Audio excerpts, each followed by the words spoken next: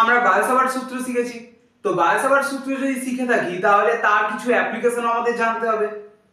Basically প্রথম যে অ্যাপ্লিকেশনটা আছে সেটা হচ্ছে বায়োসাভার্ট সূত্রের সাহায্যে কোনো ঋজু তড়িৎবাহী পরিবাহীর জন্য কোনো বিন্দুতে চৌম্বক ক্ষেত্র নির্ণয়। তো এখানে প্রথমেই আছে একটা ঋজু তড়িৎবাহী পরিবাহী। তো ঋজু তড়িৎবাহী পরিবাহী মানে আমি একটা তার নিতে পারি, ঠিক আছে? তারের মধ্যে দিয়ে নিচ থেকে উপর দিকে ধরলাম কারেন্ট যাচ্ছে তার থেকে আর দূরে কোনো একটা বিন্দু আছে পি, এই পি বিন্দুতে আমাকে চৌম্বক ক্ষেত্রের মান নির্ণয় করতে হবে।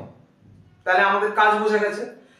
এবার এই তারের ওপর আমি যে পি বিন্দু দূরত্ব নিয়েছি, ধরলাম ও বিন্দু থেকে নিয়েছি, ও বিন্দু থেকে এল দূরে একটা ছোট্ট অংশ নিলাম ডিএল। ও বিন্দু থেকে এল দূরে একটা ছোট্ট অংশ হচ্ছে ডিএল।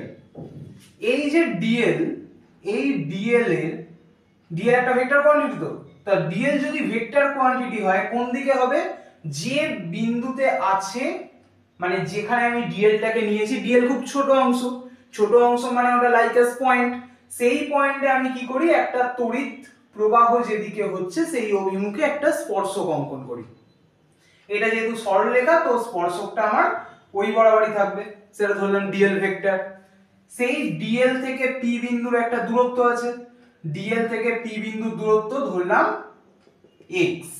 তার মানে এক্স ও এখানে একটা ভেক্টর কোয়ান্টিটি যেটার অভিমুখ হবে ডিএল থেকে পি এর ডিরেকশন। এবার আমরা বায়োসাভার্ট ল পড়েছি। বায়োসাভার্ট কি বলেছে? বলছে পি বিন্দুতে এই ডিএল অংশের জন্য চৌম্বক ক্ষেত্র ডিবি সমান কত হবে? Mu naught by 4 pi I dl sine then কি হয়? দেন হয় ডিএল ভেক্টর আর এক্স ভেক্টরের মাঝের অ্যাঙ্গেলটা, তো সেই অ্যাঙ্গেলটাকে আমরা ধরলাম থিটা। তাহলে কি হবে? I dl sine theta by X square. Okay, now এটা যদি থিটা হয়, এই যে ভেতরের অ্যাঙ্গেলটা হবে এটা কি হবে? পাই মাইনাস থিটা ধরলাম। এবার এখান থেকে আমি যদি এই শুধু ডিএল পোরশনটার জন্য পি বিন্দুতে চৌম্বক ক্ষেত্র ডিবি পেয়েছি, আমি যদি গোটা তারটার জন্য করতে চাই তাহলে আমাকে এরকম ছোট ছোট ডিএল নিয়ে সব কটা যোগ করে দিলেই হবে। এবার ছোট ছোট ডিএল নিয়ে যোগ করাটা খুব ইম্পসিবল ব্যাপার, তাই আমরা কি করব, এটাকে ইন্টিগ্রেট করব। তাহলে গোটা পোরশনটার জন্য আমার এখানে যে ডিবিটা হবে আমি তাকে কি করতে চাই? ইন্টিগ্রেট করতে চাই। তাহলে গোটা তারের জন্য চৌম্বক ক্ষেত্র পি বিন্দুতে B equal to integration of dB. Okay, তাহলে ডিবির জায়গায় আমি যদি এইটা বসিয়ে দিই তাহলে mu naught by 4 pi I dl sine theta by X square. এবার এখানে আমার মিউ নট বাই 4 পাই তো কনস্ট্যান্ট, তো ওটাকে ইন্টিগ্রেশন থেকে বাইরে বার করে দেবো। আইও একটা নির্দিষ্ট তারের মধ্যে দিয়ে একটা নির্দিষ্ট কারেন্ট যাচ্ছে, তো আইটাও কনস্ট্যান্ট, বাইরে বার করে দেবো। কিন্তু ডিএল আমি কতটা ছোট নিয়েছি আমি জানি না, তার মানে ডিএল হচ্ছে একটা ভেরিয়েবল কোয়ান্টিটি। থিটা, এখানে ডিএলটা আমি এখানে নিয়েছি বলে থিটাটা এতটা, আমি যদি ডিএলটাকে এখানে নিই তাহলে থিটাটার পরিমাণ কি হবে? চেঞ্জ হবে। আমি যদি ডিএলটাকে এখানে নিই তাহলে থিটাটার পরিমাণ কি হবে? চেঞ্জ হবে। তার মানে থিটাটা একটা ভেরিয়েবল। এক্স, ডিএল থেকে পি পয়েন্টের দূরত্ব হচ্ছে এক্স। আমি যদি ডিএলটাকে এখানে নিই তাহলে কি দূরত্ব কি সেম থাকবে? আমি যদি ডিএলটাকে এখানে নিই তাহলে কি দূরত্ব কি সেম থাকবে? তার মানে এক্স ও একটা ভেরিয়েবল। তিনটে ভেরিয়েবল একসাথে রেখে ইন্টিগ্রেট করতে পারবো না, তার জন্য আমাকে কি করতে হবে? এটাকে একটা ভেরিয়েবলে কনভার্ট করতে হবে। এবার একটা ভেরিয়েবলে কনভার্ট করতে গেলে কিভাবে কনভার্ট করব? তার জন্য এই যে রাইট অ্যাঙ্গেল ট্রায়াঙ্গেল আছে, সমকোণী ত্রিভুজ, এই সমকোণী ত্রিভুজটায় এই ভেতরের অ্যাঙ্গেলটা পাই মাইনাস থিটা। যদি পাই মাইনাস থিটা হয়ে থাকে তাহলে, কারণ এই বাইরেটা যদি থিটা হয় ভেতরটা পাই মাইনাস থিটা, তাহলে এই ত্রিভুজটায় আমি যদি tan pi minus theta apply করি, tan পাই মাইনাস থিটা মতলব এবার কি হবে? আমার এখানে লম্ব বাই ভূমি হবে। এটা যদি 90 ডিগ্রি হয় তাহলে উল্টো দিকে যে বাহুটা সেটা আমার অতিভুজ, এটা অতিভুজ হলে আর এটাকে ভূমি সংলগ্ন কোণ বললে তাহলে এটা আমার ভূমি।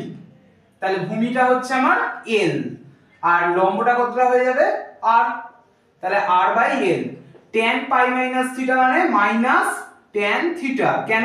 কারণ পাই মানে কি 90 ডিগ্রি জোড় গুণিতক, 90 ডিগ্রি জোড় গুণিতক হলে ট্যানটা ট্যানই থাকবে, আর পাই মাইনাস থিটার জন্য ওটা কোন কোয়াড্রেন্টে পড়বে? সেকেন্ড কোয়াড্রেন্টে। সেকেন্ড কোয়াড্রেন্টে ট্যান হচ্ছে নেগেটিভ, তাহলে minus tan theta equal to r by l. আমাকে এখানে কোনটা বার করতে হবে? ডিএল। তো ডিএল যদি বার করতে হয় তাহলে আমি এখান থেকে এল ইকুয়াল টু বার করে নিই। এল ইকুয়াল টু হচ্ছে minus r by tan theta. Minus r by tan theta মানে মাইনাস আর কট থিটা। আমি যদি এবার ডিএল বার করি, মাইনাসটা থাকলো, আরটা কনস্ট্যান্ট, কারণ আমি একটা নির্দিষ্ট দূরত্বে থাকা বিন্দুর জন্য আমি ইন্টিগ্রেট করছি, তাহলে আমি আর কনস্ট্যান্ট। কট থিটার ডেরিভেটিভ কি?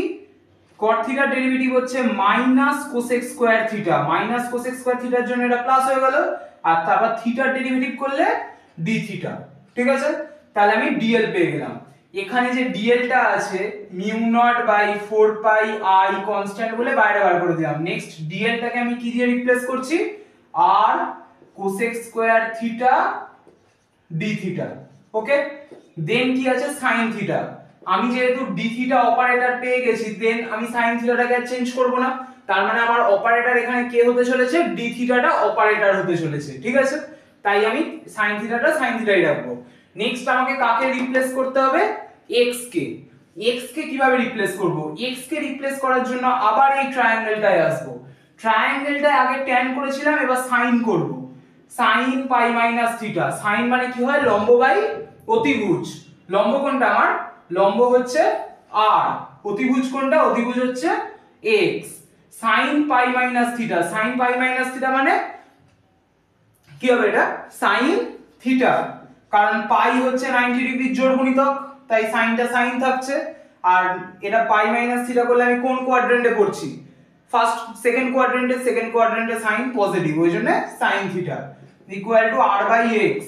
আমি কাকে চেঞ্জ করতে চাইছি? এক্স কে। তাহলে এখান থেকে এক্স বার করলে x equal to r by sine theta. R by sine theta মতলব আর কোসেক থিটা। এখানে এক্স স্কয়ার আছে, তাহলে এক্স স্কয়ার বসালে কি বসাবো? R square cosec square theta. এখানে দুটো কোসেক স্কয়ার থিটা পাচ্ছি, উপরেও পাচ্ছি নিচেও পাচ্ছি, তো দুটো কি হবে? ক্যান্সেল আউট হয়ে যাবে। ক্যান্সেল আউট হয়ে গেলে এখানে আর আছে, আর স্কয়ার আছে, একটা আর ক্যান্সেল আউট হয়ে যাবে। তাহলে আলটিমেট কি পড়ে থাকবে? আলটিমেট পড়ে থাকবে mu naught I by 4 pi integrate cosec square theta গুলো ক্যান্সেল আউট করে দিলে sine theta by r d theta. Okay, r constant. R constant মানে আরটাকেও আমরা বাইরে বার করে দিতে পারি। আরটাকে যদি আমরা বাইরে বার করে দিই তাহলে কি হবে? দেখা যাক কি হয়। আরটাকে বাইরে বার করে দিলে mu naught I by 4 pi r integrate sine theta d theta. এবার এই যে তারটা আছে, তারটার একটা এন্ড যদি এখানে থাকে তাহলে আমার পি পয়েন্ট থেকে এই অবধি আমি একটা যোগ করতে পারি, আবার আরেকটা এন্ড যদি এদিকে থাকে তাহলে আমি পি পয়েন্ট থেকে একটা ওদিকে ডিএল নিয়ে যোগ করতে পারি। তাহলে আমি যে মাঝখানে ডিএলটা নিয়েছিলাম তার রেসপেক্টে থিটাটা, এই যে ডটেড লাইনটা ছিল এক্স ভেক্টরটা, তার উপর দিকে আছে। তাহলে এই যে ডটেড লাইনটা আছে এর উপর দিকে আমি একটা অ্যাঙ্গেল নিচ্ছি থিটা 1, আর এই যে ডটেড লাইনটা আছে আমি ধরলাম এইখানে আমি যদি এন্ড পয়েন্টে ডিএল নিই তাহলে সেই ডিএল ভেক্টরটা কোন দিকে হবে? উপর দিকে হবে। তাহলে আমার এখানে যে থিটা 2টা নেব সেকেন্ড অ্যাঙ্গেলটা মানে লিমিটিং অ্যাঙ্গেল, সেটা কোন দিকে হবে? বাইরের দিকে হবে। মানে আমি এখানে থিটা 1 থেকে থিটা পর্যন্ত যতগুলো মাঝখানে অ্যাঙ্গেল হবে এরকম ডিএল নিলে সবকটাকে কি করে দিচ্ছি? ইন্টিগ্রেট করে দিচ্ছি। ইন্টিগ্রেট করে দিলে কি হবে? গোটা ডিএল পোরশনটার জন্যই আমি তাহলে বিটা বার করতে পারবো। তার মানে আমার লোয়ার লিমিট হচ্ছে থিটা 1 আর আপার লিমিট হচ্ছে থিটা 2। তার মানে সবকটা ইন্টিগ্রেশনে আমাকে থিটা 1 থেকে থিটা 2 লিখে দিতে হবে। যেখান থেকে আমার ডি থিটা চালু হচ্ছে সেখান থেকে আমি লিমিট দেবো ইন্টিগ্রেশনে থিটা 1 থেকে থিটা 2। আর এটাকে ইন্টিগ্রেট করলে কি হবে? Mu naught by 4 pi r sine থিটার ইন্টিগ্রেশন হচ্ছে মাইনাস cos থিটা, তার lower limit theta 1, upper limit theta 2। Okay, তাহলে এই ফর্মুলাটা এখন আমার কি হয়ে যাচ্ছে? Mu naught by 4 pi into I by r. cos এর জায়গায় কি বসবে? একবার আপার লিমিটটা বসবে, তারপর লোয়ার লিমিটটা বসবে, আর মাঝখানে কি হবে? মাইনাস হবে। তো মাইনাস হয়ে গেলে বসিয়ে দিলে কি হবে? cos theta 1 minus cos theta 2। তাহলে তড়িৎবাহী কোন একটা পরিবাহীর জন্য আমার চৌম্বক ক্ষেত্র B ইকুয়াল টু mu naught by 4 pi into I by R cos theta 1 minus cos theta 2। Okay, তো আমরা ফর্মুলাটা পেলাম।